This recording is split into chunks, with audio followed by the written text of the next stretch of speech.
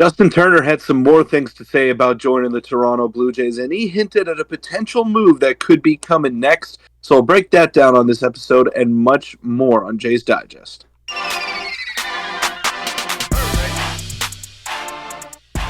What's up, Jays fans? I'm your host, Peter Vryonis, alongside host Nick Gosse, and I can't wait to see Justin Turner really step up and be the leader of this Toronto Blue Jays team. And I know that he's 39 years old. I know that he's not the same hitter that he was earlier in his career, but a lot of talk has been coming out. And apparently, last year with the Boston Red Sox, in his only year with the team, after spring training, he was the de facto leader of that squad, and he was really asserting himself, and he's going to be an extension of this coaching staff. He's going to help out the young guys really find their way at the plate, and truly one of the prettiest right-handed swings in the game today. And I just can't wait to see him playing Blue Jays blue and just rake in the middle of that order, Nick. Yeah, and Ross Atkins hinted at the intangibles that he brings to the team, and he also went on MLB Network and hinted that a potential move could be coming. A quick reminder to hit the subscribe button before you get into it. We're on the road to 12,000. Now, Peter, this one is very interesting. Obviously, he had his press conference with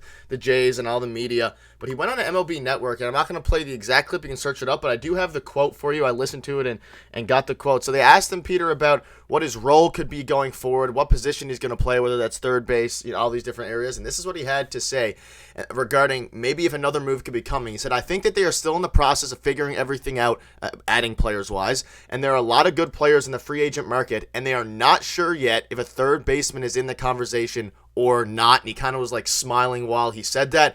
So, Peter, the question now is, obviously he's referring to Matt Chapman, so clearly they're still in the market for a big-name player, and there's another report to back that up, which I'll show in a little bit from Rosenthal and Jeff Passan. But Matt Chapman, adding him to this group, do you think that is a decent idea at this point, given what he said? Because it's pretty clear to me that they told Justin Turner, you don't know what your role is going to be yet because we're still shopping, whether that's Bellinger or Chapman. But regarding affecting Turner, I think Chapman may be on the Blue Jays' radar, especially if that price continues to plummet seemingly the way it is. I don't think it's a good idea. It doesn't really matter what the price is. And I just look at the options that the Blue Jays have right now. It's going to be a mixture of Kevin Biggio, maybe a bit of Davis Schneider, Isaiah Kiner-Falefa, and Santiago Espinal, which is not the worst thing in the world. And do those four names that I just mentioned equal the offensive production of Matt Chapman? Probably. I mean, he hasn't been good offensively over the past two seasons. We know about the defense. We know how great he is on that side of the ball. But you can replace that production kind of by committee. And you don't need a platinum glove level third baseman. It's a great luxury to have, especially with Bo Bichette and the struggles that he's had at shortstop, although he has made significant strides in that regard. I think it's better to attack it in a committee sense, and I'm sure Justin Turner can play. If the Blue Jays get to the playoffs and they want the best hitting lineup out there, I'm sure Justin Turner could play third base for a playoff run. He has it in him. He's in good shape. He's managed to stay healthy over the past few years, so I could see him occupying that role if the Blue Jays do want to go for their best possible lineup. But as it stands right now, I think Kevin Biggio is probably the everyday third baseman, and you have Davis Schneider as the everyday second baseman, and I think those two guys give you better offensive production than Matt Chapman would. He's just not the same hitter that he was later on in his years in Oakland, and at the price tag that's attached to his name, because it doesn't matter how low the price tag goes, really, you're probably going to have to give him 4 or 5 years because someone else is going to give that to him. The San Francisco Giants are in on him. The Chicago Cubs would probably be willing to go that far and acquire him. So I don't think it's worth it. I don't think it's smart business to give Matt Chapman, who's a declining player, even a declining defender, that much money over that many years when you have internal options that could kind of duplicate his offensive output and sort of replicate his defense over the course of a season. Yeah, I think he blocks the prospects a bit too much. If it was a 1 or 2 year deal, I think the Jays would be more than willing to do it. He's still a great defender, obviously. I would argue that maybe Kiner-Falefa is probably their everyday third baseman to start the season. I think that's kind of what they're hinting at now. Whether we know if that's better than Kevin Biggio or not, but I think they probably brought it. Maybe not everyday third base. I mean, they have so many options. Whether it's Biggio, Kiner-Falefa, Schneider. Like, at some point, I'm sure there's some days where Schneider's going to be playing second, Kiner-Falefa's going to be playing third. But when you look at Kiner-Falefa, he could match, and he does match Matt Chapman's defense at third base. He is the same level of defender. Actually, last year was a bit of a better defender at third base than than Matt Chapman was. Obviously, the hitting is not in the same stratosphere, even though Matt Chapman is declining on that front. So if it was a 2-year deal, I'd be willing to do it. But I don't think any more than that is going to be able to make a whole lot of sense for the Jays. But again, it doesn't really matter. The committee thing is very important. And another thing is that, I mean, you kind of mentioned it. There's a lot of prospects coming up for the Toronto Blue Jays, whether that's Aurelvis Martinez, whether that's Addison Barger. All these guys who can potentially play, specifically Aurelvis Martinez, because he's probably going to be the next guy up for the third base position. I think at the end of the day, they'd rather not have him blocking, Matt Chapman, that is, the third base position for the next. I mean, if they sign him for 4 years, I don't know what you do with those guys because you're not going to move Matt Chapman off that spot. So, Yeah. Any quick thoughts on that? I mean, Connor Falefa, it's a mix of everyone going to be playing third base, I'm sure, because Connor Falefa's also going to have to play days in the outfield as well. I don't think Isaiah Kiner Falefa is going to be the everyday third baseman for this team. And what I like to do in the offseason, I like to look at Fangraphs projections and just see what these systems and what these models think of players going into the year when there's not much to talk about. And I was looking at David Schneider's projections for next season upcoming. Fangraphs has him getting into 124 games with 520 plate appearances. Now, I'm no math guy. I don't claim to be. But I look at those numbers, and that to me signifies that he's probably going to occupy an everyday role or at least play most of the time, whether it be at second base, whether it be in left field, when there's a lefty on the mound and they don't want to put Dalton Varsho in the lineup. I mean, I look at those numbers, and that signifies to me that he's probably going to be an everyday guy, and pretty good numbers projected for David Schneider as well. They have him at 20 home runs and 72 RBIs. So those are big-time numbers, and I think we would all sign up for that. We've all been talking about the lackluster offense and guys needing to step up. If you get a full season of good David Schneider production, that's an acquisition in itself. So I think Schneider's going to play a lot more second base than people are giving him credit for. And Isaiah Kiner Falefa is going to occupy that backup left field role, backup center field role, maybe a bit of second base, maybe a bit of shortstop when Bo needs a DH day, and then some occasional third base. I think IKF is going to play a lot. Don't get me wrong, Nick. But to pencil him into that third base role as an everyday guy, I think you're taking away from his value, which is a defensive force that can play all around the field, that can be a late game replacement defensively. I think that's his best strength, to be able to be versatile. And if you're pitting him into one position in specific, I think that takes away from a lot of his value, and I don't know if the Jays want to do that. And we saw Cavan Biggio play elite third base defense and hit really well when he was the everyday third baseman with Matt Chapman out. So I'm good with those two guys. Yeah, that's fair. The only question mark is for Biggio is if he can sustain the defense over a long period of time, which he has been able to do to a degree. His arm is not exactly where you'd want it to be. But, yeah, I mean, I think it completely depends on how people hit. And one quick thing before we wrap up.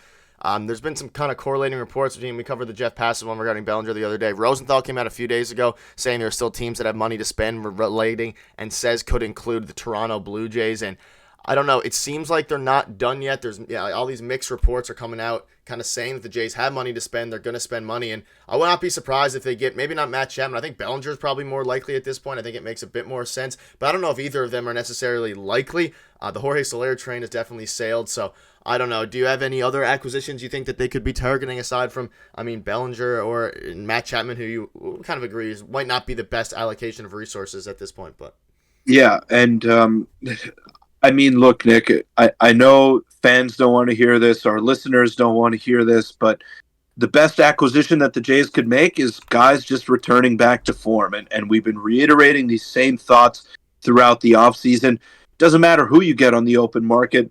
They're not going to be as good as 2021 Vladimir Guerrero Jr. Not many guys are. So if he can get back to that level, or at least similar to that kind of production, then the Blue Jays are going to be much better off. And I was listening to the Gate 14 podcast, and they were saying the same thing. Baseball is random.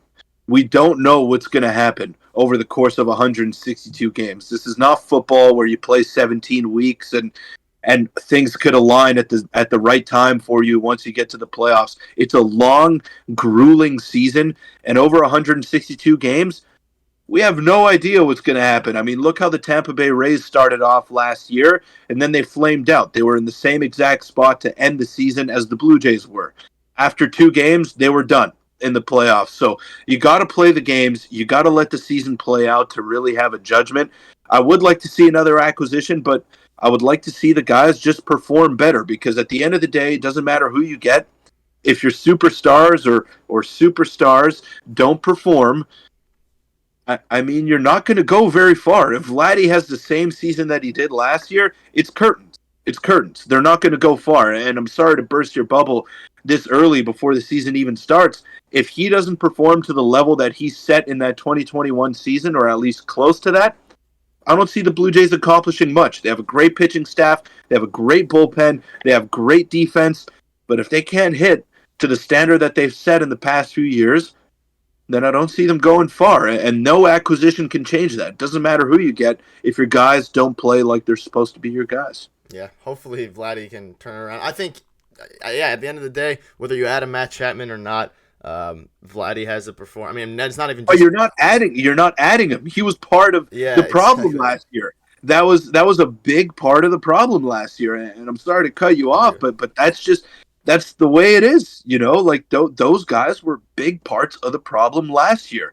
And if they don't step it up, then we're just going to be talking about the same thing, Nick. Yeah, and it's not just Vladdy. There's also a few other guys. But that's also last season, whether you agree with luck or not, a lot of things went wrong for the Blue Jays. If some of those start to come back, obviously Vladdy being the biggest one, as much as you could say that they might not do anything if anything happens, but if everything goes right, you said it's baseball, the team is good enough and they have the talent to go far. So there's kind of two ends of that stick there. But at the end of the day, Vladdy needs to do well. But any final thoughts before we wrap it up? Hopefully Vlad, and whether we make another move or not, I think I'm starting to come to terms. I think we have a good chance if especially with the way everyone's looking on their Instagrams. They're looking in shape and ready to go.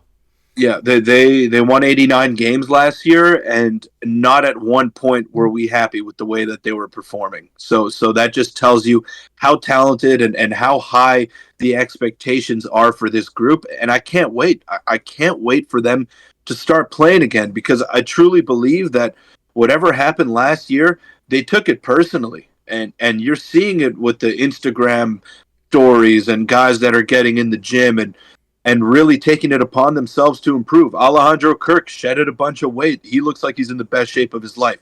Same thing with Alek Manoah, who we believe to just have a dead arm last year. And not at one point did he look good. He didn't look good at all. And the Blue Jays still managed to have one of the best rotations without their Cy Young finalists even being a competent starter. So you look at all those guys that underperformed and them really taking initiative this offseason and taking it upon themselves to be better heading into spring training. It's exciting, and I can't wait for baseball to start. I know a lot of fans are down on them because of the moves or lack of moves that they've made, but it's baseball, and it's random, and we don't know what's going to happen from game 1 to 162. So strap in. It's going to be a long ride, and just try to enjoy this group that we have in front of us. And I can't wait to see it personally, Nick. I don't know how you're feeling, but I'm locked in, and I'm just more excited than ever, especially with the football season coming to an end on Sunday. I can't wait for it. Yeah, and I think spring training is also coming to a beginning very soon. But that'll wrap it up. Let us know what your thoughts are. Let us know what your thoughts are on the team and what your thoughts are on Justin Turner's comments as well. If you want to check out our video from yesterday, click on your screen now, and we will see you tomorrow.